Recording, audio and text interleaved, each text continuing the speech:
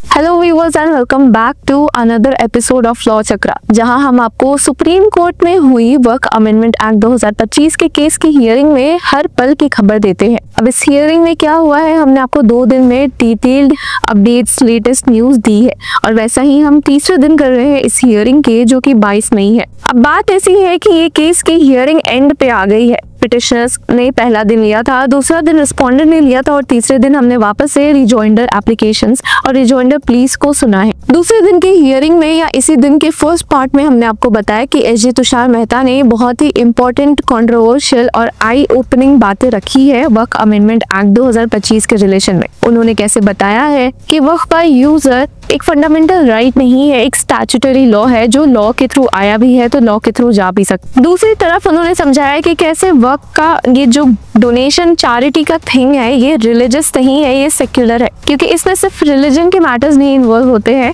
Work by user या जो property work में दी जाती है उसका रिलीजियस के साथ साथ चैरिटेबल यूसेज भी होता है। तो ऐसे में इसे सिर्फ रिलीजियस टर्म देना वो गलत होगा। उसमें से ये एसेंशियल रिलीजियस प्रैक्टिस में से भी नहीं आती है। अब इस वीडियो में हम देखेंगे कि एसजे तुषार मेहता ने अपनी आर्ग्यूमेंट्स क्या क्या बोल के खत्म किया, पर उसी के साथ हम रिजॉइंडर एप्लीकेशंस भी देखेंगे कि कैसे वापस से सीनियर एडवोकेट कपिल सिब्बल ने यूनियन पे रखे हुए पॉइंट्स का बैकलैश किया है, कैसे उन्होंने जस्टिफाई किया है अपने पॉइंट्स, आर्ग्यूमेंट्स एंड ऑल।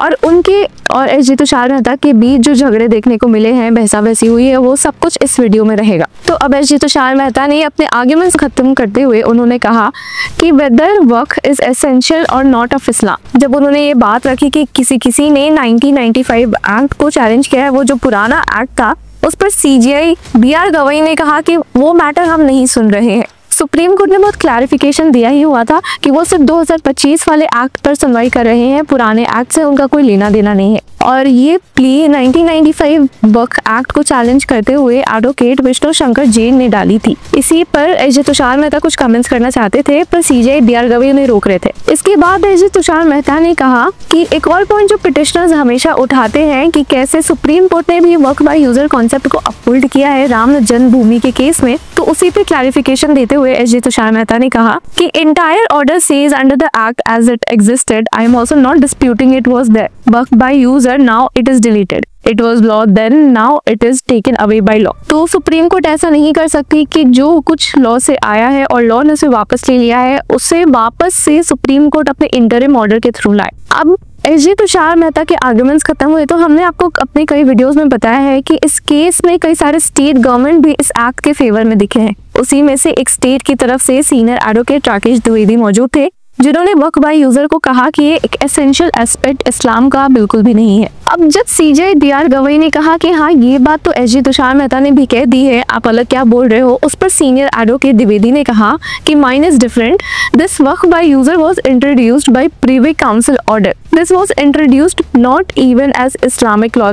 उन्होंने कहा कि प्रीवी काउंसिल के थ्रू आया है, मतलब ये इंडियन सॉइल पर आया है, तो ऐसे में इसका इस्लामिक लॉ से कोई लेना देना ही नहीं है। उन्होंने कहा कि see it was introduced as a graveyard as by user and not by dedication. उन्होंने कहा कि इंडिया के बाहर तो ये एग्जिस्ट भी नहीं करता है। ये एक बहुत बड़ी बात थी इस सुप्रीम कोर्ट हियरिंग में, जिसके बाद द्विवेदी ने कहा भी। अब यहाँ पर सीनियर एडवोकेट द्विवेदी ने समझाया कि 1954 तक वर्क बाय यूजर सिर्फ मॉस्क और दरगाह के लिए यूज होता था, उसके बाद से it was expanded to include for religious and charitable purposes also. अब यहाँ पर उन्होंने प्लेसेस ऑफ वर्शिप एक्ट 1991 की बात की और कहा कि places of worship act is frozen in 1991 whereas work by user can continue beyond 100 of years, जो कि अपने आप में गलत है। उन्होंने कहा कि ये कितना ही फेयर है। Something which arises due to adverse possession goes beyond it. Then they say state laws are comparable to a central legislation. अब यहाँ पर एसजे तुषार मेहता ने एक बात बोली। उन्होंने बोला कि कल की जो हियरिंग हुई थी 21 मई की हियरिंग, उसमें उन्होंने एक बात गलत बोली थी। उन्होंने कहा कि the functions of Hindu endowment boards include both religious and charitable functions. I had said only religious. पिछले दिन की हियरिंग में ये बात हो रही थी कि मुसलमान एंडाउमेंट्स में क्यों नॉन हिंदू नॉन मुस्लिम लोगों को ऐड किया जा रहा है हिंदू इंडाउमेंट्स में, ऐसा क्यों नहीं है, कहीं ना कहीं ये बात हो रही थी। तो उन्होंने कहा था कि जो ये वक्फ प्रॉपर्टीज होती है रिलीजियस और चैरिटेबल पर्पसेस के लिए भी यूज होती है, पर हिंदू इंडाउमेंट सिर्फ रिलीजियस पर्पसेस के लिए यूज होते हैं। उसी को उन्होंने करेक्ट किया है और कहा है कि रिलीजियस और चैरिटेबल पर्पस दोनों के लिए फंक्शंस के लिए यूज होता है। अब यहाँ पर एडवोकेट शंकर नारायण भी मौजूद थे इस केस में रिस्पोंडेंट्स की तरफ से, मतलब वो भी इस एक्ट के सपोर्ट में खड़े थे। उन्होंने बताया कि जेपीसी रिपोर्ट के according as many as 5,973 government property and 280 ASI monuments पर declared वक्फ। कहीं ना कहीं वक्फ बाय यूजर का मिसयूज हो रहा है, वक्फ प्रॉपर्टीज का मिसयूज हो रहा है किसी भी प्रॉपर्टी पर कब्जा करने के लिए। और जिसके साथ में उन्होंने कहा कि अगर पिटिशनर्स ये बात कह रही है कि if Waqf is religious practice as they say, the very scope of judicial review question में आ जाएगा for an interim purpose only। उन्होंने कहा कि ये ऐसा केस नहीं बन सकता, this can't be the case. अब इसके बाद बेंच ने शुरू किया है रिजॉइंडर सुनना पिटिशनर्स की तरफ से वापस से आर्ग्यूमेंट्स। अब इस केस में सुप्रीम कोर्ट ने रिजॉइंडर आर्ग्यूमेंट शुरू कर दिए है, यानी कि पिटिशनर्स जो सेंट्रल गवर्नमेंट के कुछ पॉइंट्स का पलट जवाब देंगे। और इसी में सबसे ऊपर आते हैं सीनियर एडवोकेट कपिल सिब्बल। उन्होंने कहा कि जो पहला दिन था 20 मई का, उस दिन उन्होंने बहुत ही नैरो आर्ग्यूमेंट किया था। He stated that I made a very narrow argument. I just read sections. Let's see 3C my lord। अब ये वही सेक्शन है जो बताता है कि अगर गवर्नमेंट प्रॉपर्टी को वक्फ प्रॉपर्टी घोषित करने की बात होती है या उसको लेकर डिस्प्यूट है तो उस केस में नेक्स्ट स्टेप क्या होगा। यहाँ पर उन्हें बोला कि पहले तो जो ऑफिसर अपॉइंट होगा वो डिटरमाइन करेगा कि ये गवर्नमेंट प्रॉपर्टी नहीं है, प्रॉपर्टी है या नहीं। मतलब पहला तो ये देखा जाएगा कि ये गवर्नमेंट प्रॉपर्टी है या नहीं। और इसके बाद उन्होंने कहा कि so before he inquires into this it will not be a waqf. अगर वो वक्फ प्रॉपर्टी डिक्लेयर हो चुकी है तो वो वक्फ कंसिडर ही नहीं की जाएगी, उसे बस गवर्नमेंट प्रॉपर्टी की तरह देखा जाएगा या तो ये गवर्नमेंट प्रॉपर्टी है या नहीं। तो ऐसा लॉ, कौन सा ऐसा लॉ ऐसा अलाउ कर सकता है, ऐसा सीनियर एडवोकेट कपिल सिब्बल का क्वेरी था। उन्होंने कहा कि ये बहुत अनकॉन्स्टिट्यूशनल है। एसजी ने आंसर तो दिया है पर इसमें टाइम लिमिट भी नहीं फिक्स है कि इंक्वायरी का टाइम लिमिट क्या होगा। अब यहाँ पर जब सीनियर एडवोकेट सिब्बल बोल रहे थे तो बार बार एसजी तुषार मेहता अपने पॉइंट्स वापस से रखना चाह रहे थे, पर उस पर उन्होंने बोल दिया कि please allow me and don't interrupt please. तो जिसके बाद उन्होंने कहा कि इस केस में रेवेन्यू एंट्री तभी चेंज होगी जब टाइटल डिसाइड हो जाएगा। ऐसा भी नहीं हो सकता। उन्होंने कहा कि can title and revenue entry be separate, if both are different a suit needs to be fight. जिसके साथ ही उन्होंने कहा कि therefore my lord it is government property or not is determined by government only without any law and process to be followed। तो जब government का ही एक appointed इंसान ये देखेगा कि ये गवर्नमेंट प्रॉपर्टी है या नहीं तो बायस का यहाँ चांस कैसे नहीं है। जिसके साथ ही उन्होंने बोला कि this is arbitrary my lord, the act 2025 sees inquiry as per law the 1983 law, so the government has go to court not me. जिसके साथ ही सीनियर एडवोकेट कपिल सिब्बल ने बोला कि अगर ये प्रॉपर्टी डिस्प्यूट में आ जाती है तो मेरे साथ टाइटल कैसे रहेगा इस प्रॉपर्टी का। Government has already decided after they give the report only, then only revenue entry be changed as it is sequential in nature. तो यहीं पर अब सीनियर एडवोकेट कपिल सिब्बल ने एक हाइपोथेटिकल एग्जांपल दिया। उन्होंने कहा कि मान लेते हैं कि मेरे पास एक बरियल ग्राउंड है 200 साल पुराना। We don't know how it happened and burial is essential to Islam and now government says it is my property. Can burial ground be taken away by the government? पर यहाँ पर CJI BR Gavai ने एक important सवाल उठाया। उन्होंने कहा कि you have registered from 1923, मतलब 1923 से रजिस्ट्रेशन का प्रोविजन रहा है। Though technically no provision for registered information to court and government was to given even if not registered. Now from 1954 registration is required and from 1976 report also says that। और from 1923 से 2013 तक भी law ने आपको बोला है register करने, तो आपको अब तक कर लेना चाहिए था। ये CJI BR गवई का सवाल था। इस पर सीनियर एडवोकेट कपिल सिब्बल ने बोला कि I will answer it on full on my Lord, I knew this will come. अब सीनियर एडवोकेट सिब्बल आते हैं प्राइवेट प्रॉपर्टी और गवर्नमेंट प्रॉपर्टी से रिलेटेड प्रोविजंस पर। उन्होंने कहा कि 3R talks about private property in dispute और वहीं 3C बात करता है गवर्नमेंट प्रॉपर्टी की। इस पर उन्होंने हंसते हुए बोला कि ये पॉसिबल कैसे है माय लॉर्ड। फर्दर उन्होंने कहा कि इन 3R unlike 3C there is no process how it will be determined, how dispute will be determined. As per law 2025, if disputes no buck under which law this will sustain. उन्होंने कहा कि यहाँ साफ साफ लिखा है कि अगर डिस्प्यूट होता है प्रॉपर्टी के ओनरशिप राइट्स को लेकर इशू है तो वक्त का स्टेटस तुरंत ही खत्म हो जाता है।